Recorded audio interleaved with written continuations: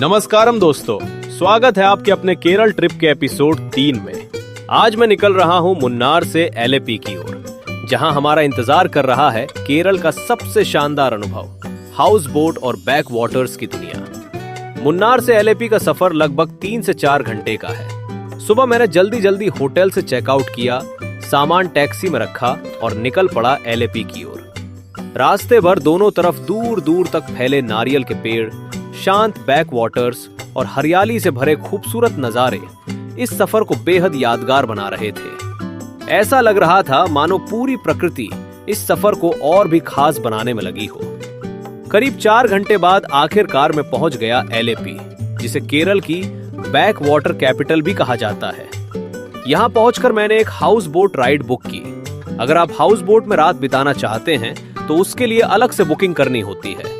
आमतौर पर एक नाइट स्टे का किराया 10,000 रुपए से 20,000 रुपए तक होता है, जो हाउस बोट की सुविधाओं पर निर्भर करता है।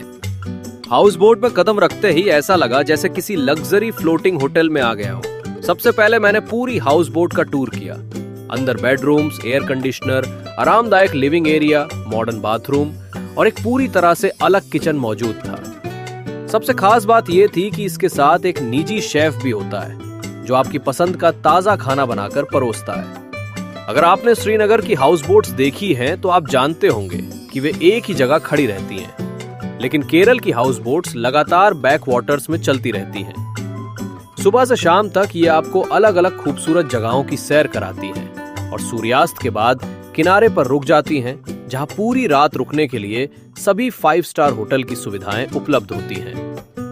जैसे जैसे हाउस बोट आगे बढ़ रही थी, चारों तरफ फैले बैक वाटर्स और नारियल के पेड़ों का नजारा दिल जीत रहा था।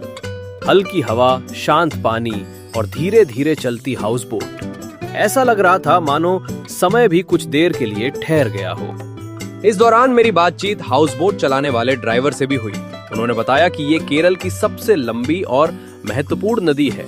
इसकी गहराई और विशालता देखकर सच में हैरानी होती है। एक और दिलचस्प बात यहाँ देखने को मिली, बैक वाटर्स में चलते फिरते फ्लोटिंग रेस्टोरेंट भी दिखाई देते हैं। अगर आपको कुछ खाना हो तो आप अपनी हाउस बोट से दूसरी बोट पर जाकर खाना खा सकते हैं और फिर वापस अपनी हाउस बोट में लौट सकते हैं। यह अनुभव वाकई बेहद अनोखा था। शाम होते होते मौसम और भी सुहावना हो गया। आसमान में बादल छा गए और हल्की बारिश शुरू हो गई। बारिश की बूंदें, शांत बैक वाटर्स और डूबता हुआ सूरज, इन नजारों ने इस सफर को मेरी जिंदगी के सबसे खूबसूरत अनुभवों में शामिल कर दिया। जहां तक नजर जाती थी, चारों तरफ सिर्फ पानी ही पानी दिखाई देता था। दूर किनारों पर नारियल के पेड़ और बीच में तैरती हाउस बोट्स, ये नजारा किसी पोस्टकार्ड जैसा खूबसूरत लग रहा था।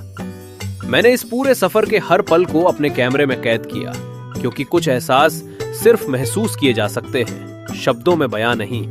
अगर आप कभी केरल आएं तो एलेपी की हाउस बोट राइड अपने ट्रिप का हिस्सा जरूर बनाइए। यकीन मानिए, यह ऐसा अनुभव है जिसे आप जिंदगी भर नहीं भूल पाएंगे।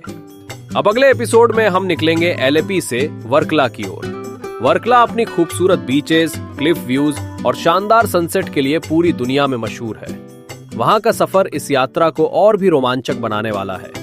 अगर आप इस खूबसूरत ट्रैवल सीरीज का अगला एपिसोड मिस नहीं करना चाहते तो अभी चैनल को सब्सक्राइब करें, बेल आइकन जरूर दबाएं और वीडियो पसंद आई हो तो लाइक और शेयर करना बिल्कुल मत भूलिए। मिलते हैं अगले एपिसोड में, तब तक के लिए नमस्कारम।